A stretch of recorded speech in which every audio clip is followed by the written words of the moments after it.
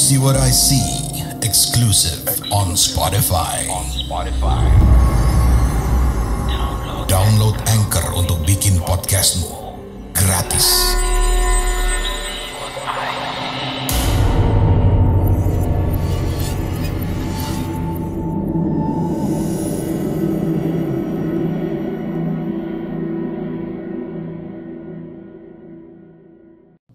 Assalamualaikum warahmatullahi wabarakatuh.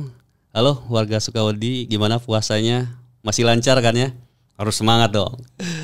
Ya, ketemu lagi dengan saya Haris Colex di Mencekam, menceritakan email kamu. Dan kali ini ada satu cerita kiriman dari warga Sukawedi ya.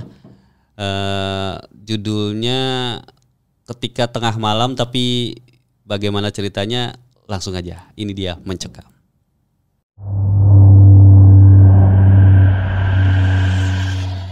Saya tinggal di sebuah desa yang penduduknya mayoritas bekerja di ladang.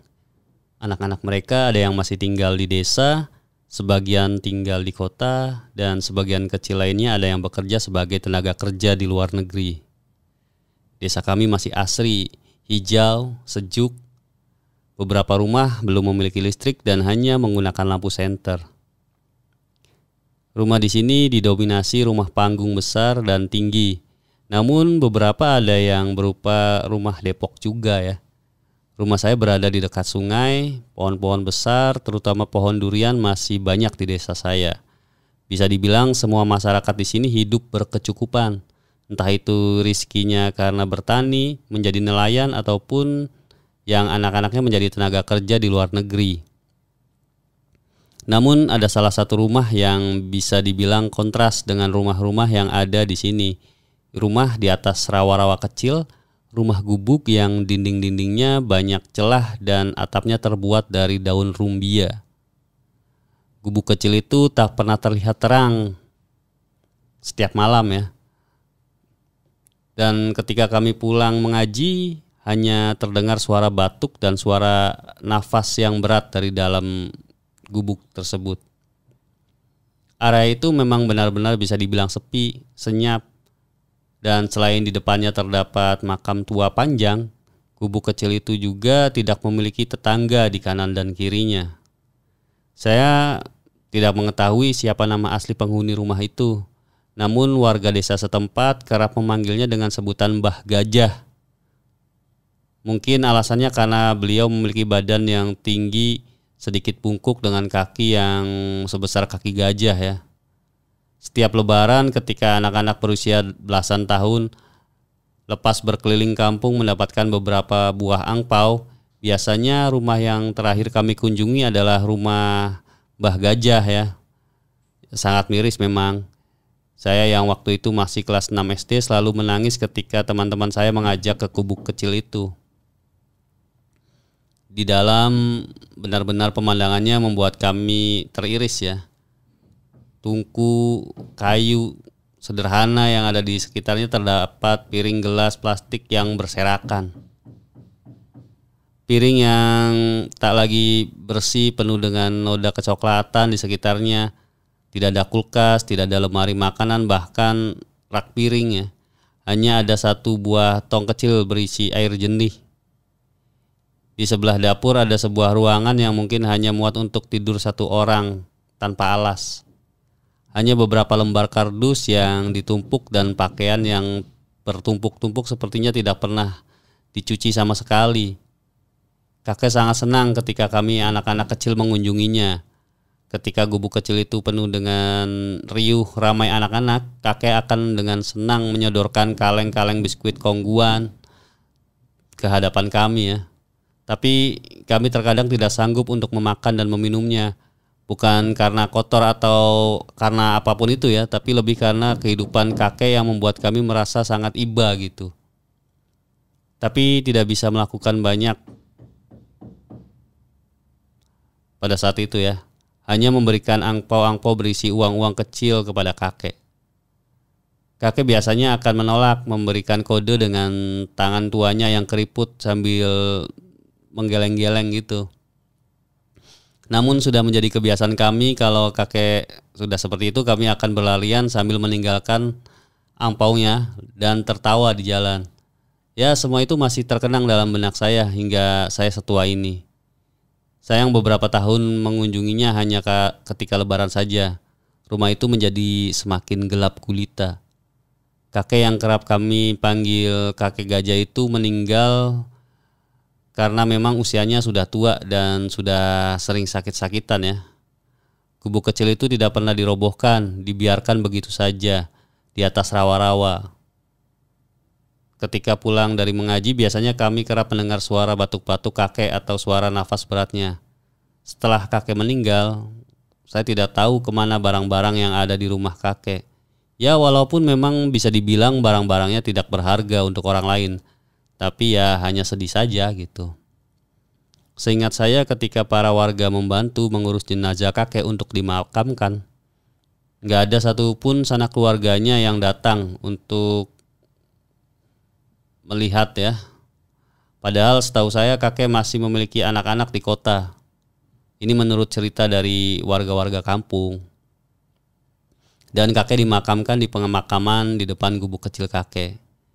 Beberapa bulan tidak ada cerita apa-apa mengenai sesuatu, apapun itu yang menyerupai kakek atau apalah gitu ya, yang biasanya diceritakan ketika orang-orang telah meninggal dunia gitu. Mungkin karena kakek orang baik ya.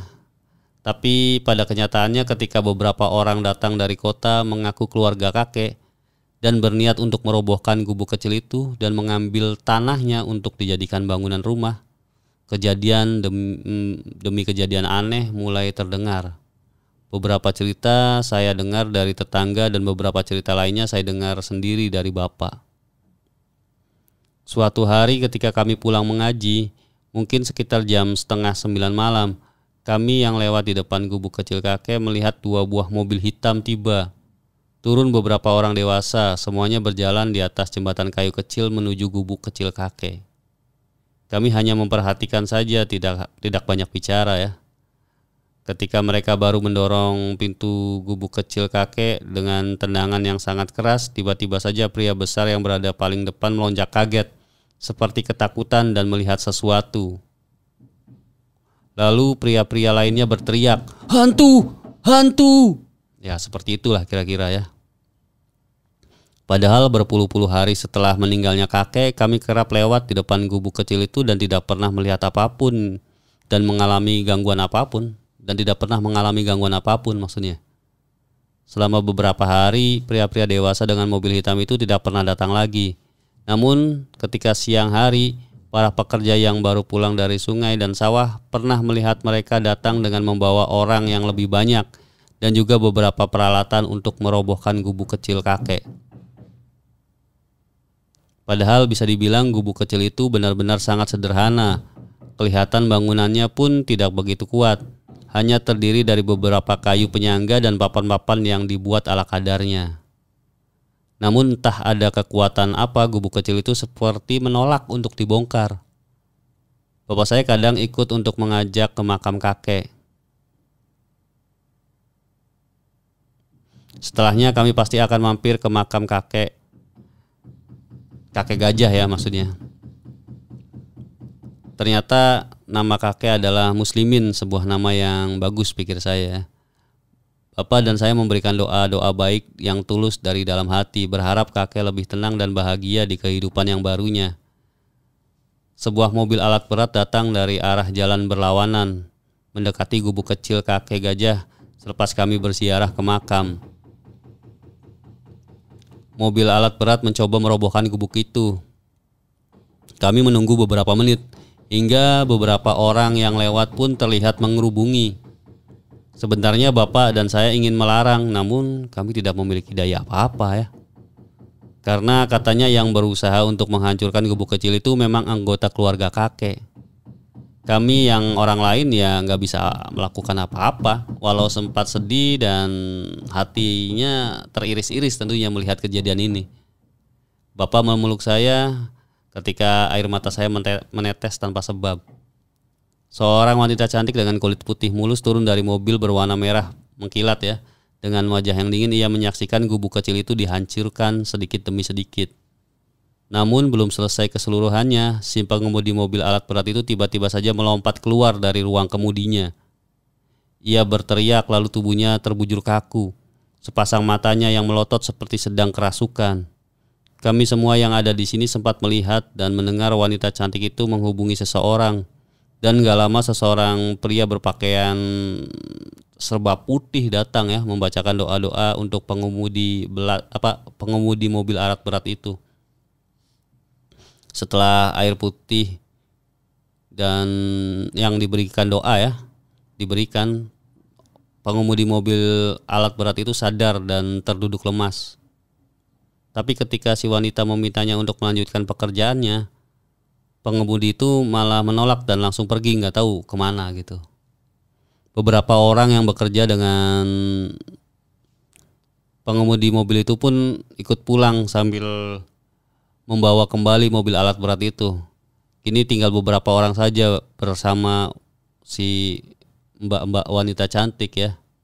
Mungkin karena geram, mbak wanita cantik itu berjalan dengan angkuhnya di atas jembatan kecil tempat kami biasa bermain dan memancing bersama kakek. Ia terlihat marah, menggerutu, mengatakan sesuatu yang gak baik lah. Ia juga melemparkan sepatunya ke arah pintu dan memukul pintu itu. Pintu itu roboh seketika dalam sekali hantaman. Wanita cantik itu tersenyum senang, tapi kemudian tak lama matanya seolah melihat sesuatu. Dan tiba-tiba saja yang membuat kami lebih terkejut adalah ketika mbak wanita cantik itu duduk bersimpuh di atas lantai kayu yang kotor. Ia menangis meraung-raung, memukul-mukul wajahnya, memukul-mukul tubuhnya, menjambak rambutnya yang hitam panjang dan indah itu. Dan sambil berucap, Bapak, maafkan saya, Pak." Kami yang melihatnya menangis, hati kami jelas ikut teriris ya. Dannya bagaikan sebuah cerita sedih yang terpampang nyata di hadapan kami. Kami mengambil sebuah hikmah yang baik dari kisah nyata ini. Gubuk itu sampai sekarang tidak pernah dirobohkan, dibiarkan begitu saja. Warga kampung rajin datang setiap Jumat ke makam kakek muslimin, mendoakan ya yang baik-baik, dan terkadang ketika hari raya kami juga kerap menyaksikan dengan mata kepala kami sendiri wanita cantik itu menjadi kerap mengunjungi makam bapaknya sambil berlinang air mata. Baik, itu dia Mencekam kali ini, semoga terhibur tentunya dan bisa menemani warga Sukawedi dalam menjalankan ibadah puasanya. Jangan lupa subscribe tentunya, dan saya Aris Colek pamit. Wassalamualaikum warahmatullahi wabarakatuh.